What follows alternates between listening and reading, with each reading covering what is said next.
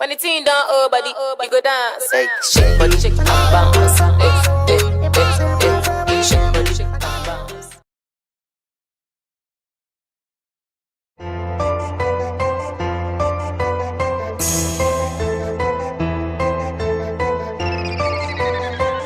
Je suis Salim Tebonou, dit Fiomon. Je suis promoteur de la marque Fiowo, une farine enrichie. Et comment m'est venue l'idée de ce projet? En réalité, c'est une petite histoire. Ça date depuis le lycée. J'étais depuis passionné par l'agrobusiness. Et après mon bac, j'ai tenté plusieurs activités dans le domaine qui n'ont pas forcément porté leurs fruits. Et étant en cours en fin de cycle à l'université avec quelques amis que j'ai vus aussi étaient intéressés par le secteur agrobusiness, on s'est dit, bon, pourquoi ne pas se mettre ensemble pour faire un travail plutôt que de se disperser chacun de son côté. Du coup, on s'est regroupés, on a eu à faire des réunions et on s'est lancé en prospection en fait, parce qu'on voulait mettre en place une ferme. Donc on est allé dans un village, faire une petite prospection pour voir les terres qui sont cultivables, qui pourraient arranger notre projet. Au fond, on n'a pas eu gain de cause parce que après études, on s'est rendu compte que les moyens qu'il fallait pour se lancer ce projet n'étaient pas à notre portée. Et étant tous des jeunes étudiants en fin de cycle, on n'avait pas tous les moyens nécessaires. Mais une chose m'avait frappé, c'est que quand on était rentré dans ce village, je n'oublie pas, c'était comme des gazons. J'étais un peu étonné, je ne connaissais pas vraiment ce que c'est. Je ne voyais que des gazons dans le village. Au fond, c'est pas des gazons, mais c'était la culture du sushi. Et c'était ma première rencontre de voir le champ du sushi. Et puis bon, c'était pour moi un peu banal de voir un village où on ne fait que ça. Ça ne m'a pas dit grand-chose. Mais au retour, à Lomé, tous ensemble, on réfléchissait, bon, fallait-il stopper le projet parce qu'on n'a pas les moyens ou qu'est-ce qu'on pouvait faire pour avancer? Et du coup, une idée m'est venue à l'esprit, bon, si on n'a pas les moyens, est-ce que nous avons dit à toi, qu'est-ce qu'on peut faire avec? Et donc j'ai suggéré à mes amis qu'on pouvait penser peut-être transformer le sushi et faire quelque chose avec et voir ce que ça peut donner. Et c'est comme ça que l'idée est partie et mon équipe a accepté, contente de l'idée, on a voulu tester le projet. Et mollo on a commencé par faire des petits achats nous-mêmes du sushi, transformer, voir ce que ça peut donner. Et on a fait goûter le produit aux gens pour avoir leur retour. Du coup, on a vu que les gens s'intéressaient à notre produit et ils nous faisaient aussi des retours sur le produit, ce qui nous permettait d'améliorer et de toujours le mettre en avant.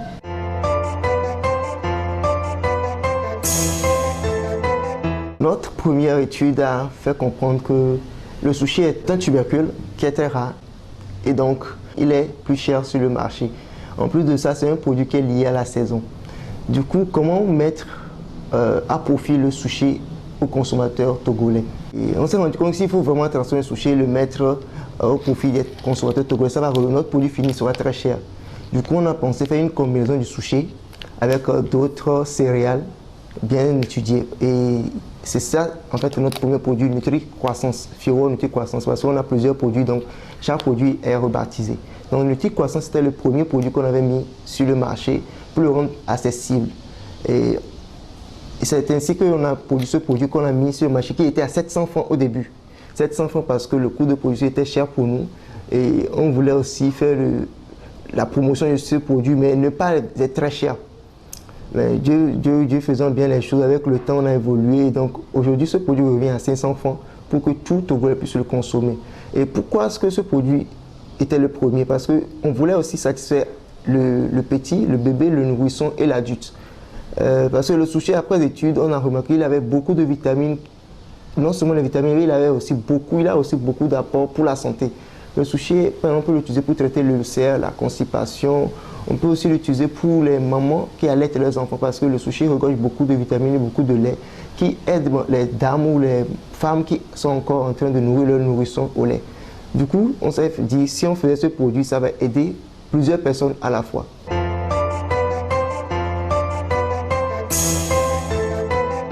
La première difficulté était liée au prix de notre produit parce que la plupart des produits étaient sur le marché à 500 francs au minimum. Alors que nous venons avec un nouveau produit qui était à 700 francs. C'était vraiment un défi fort pour nous à relever.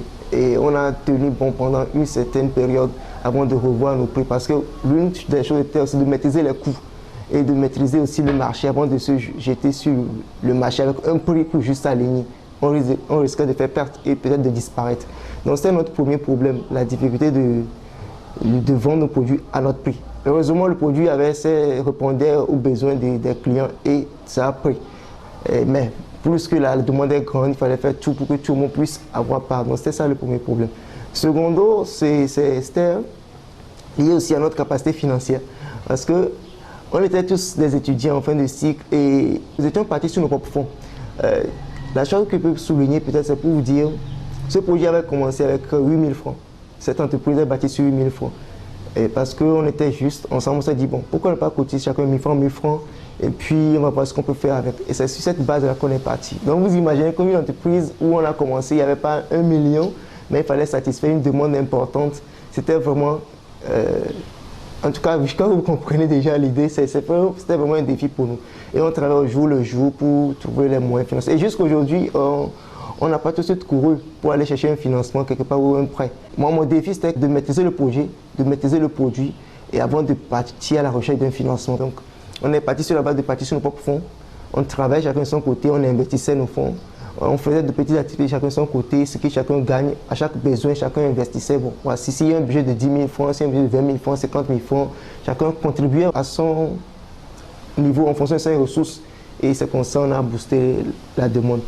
Et on a boosté aussi la production. Du coup, aujourd'hui, on a une image qui est connue, donc ça nous donne un peu plus de crédibilité. Et vu qu'on travaille aussi depuis 2 ans, on a dû travailler sur notre fonds de roulement et avoir beaucoup de stratégies. En tout cas, derrière, c'est toute une stratégie de production, de marketing qui nous ont permis d'être là. Donc, les difficultés sont énormes, mais c'est les deux là que je peux vous souligner en particulier.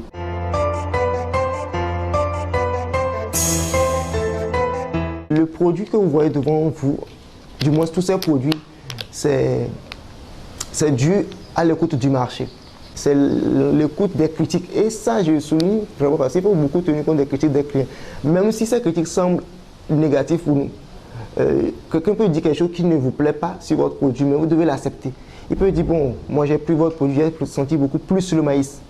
Il faut aussi avoir l'honnêteté pour se dire, oui, je crois que cette formule, et on a mis plus de maïs dans la prochaine production, il faut diminuer le maïs pour faire sentir plus le sushi. Ou c'est le soja que les gens ont senti de trop. Donc c'était un travail dessus depuis 2 ans qu'on faisait, de revoir la formule pour que le sushi soit toujours mis en avant.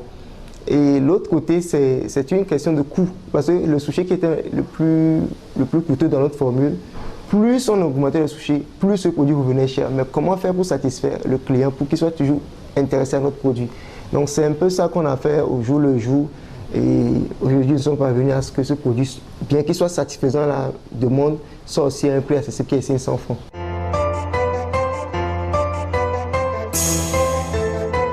Ce que nous voulons faire déjà, c'est d'acquérir nous-mêmes nos propres équipements. À la production, les coûts de production vont venir moins chers et ça va encore influencer notre produit. Peut-être ce produit que nous vendons à 500 francs, on peut encore augmenter la quantité, mais maintenir le prix de 600 francs. Ça comble le besoin de certains clients qui veulent toujours consommer le produit, mais qui trouvent que la quantité peut-être n'est pas conséquente. Le sushi pur, par exemple, c'est ce qui est aussi important, mais c'est lui qui est le plus cher. Du coup, il est encore cher à la base, et peu importe la quantité à l'approvisionnement, le fournisseur ou bien le producteur n'influence pas le prix. Et l'autre perspective aussi que je veux encore noter, nous voulons faire le naturel. Nos produits sont sans conservateurs chimiques. Et nous voulons aussi qu'à la base, que nos produits, matières premières, soient aussi naturels. Notre vision, c'est de toujours demeurer dans le naturel, mais depuis la production, la chaîne de production jusqu'à la chaîne de la transformation. Et nous avons déjà commencé dans ce sens un travail avec des producteurs de sushis que nous avons mobilisé une coopérative, on les a organisés, ils produisent le sushi pour nous, on est en contrat, ils produisent et nous on rachète. Mais la condition, c'est qu'ils sont dans le naturel et du coup, ça valorise notre produit qui est aussi à la fin naturel. Et globalement, c'est un peu ça. Maintenant, on exporte le produit de Lomé à 5AC, il suffit que le client commande. Mais si on peut trouver un partenaire à Sokodé qui dit, moi, je me charge de faire la distribution de vos produits à Sokodé. Un autre qui dit, moi, je me charge de Kara. Un autre qui dit, je suis au Burkina, je suis intéressé par votre produit, je vais exporter et vendre. On est dans cette dimension-là aujourd'hui. Et ça fait aussi créer encore plus de l'emploi. Et ça valorise un des produits que nous avons au Togo, qui est le sushi, qui est mal connu par les Togolais eux-mêmes et à l'international. Alors que ce produit a un grand atout pour la santé de tous ces consommateurs. Donc globalement, par là, c'est ce que je peux dire pour les perspectives d'avenir. Sinon, il y a de grandes choses qui arrivent, vous verrez avec le temps. Merci beaucoup.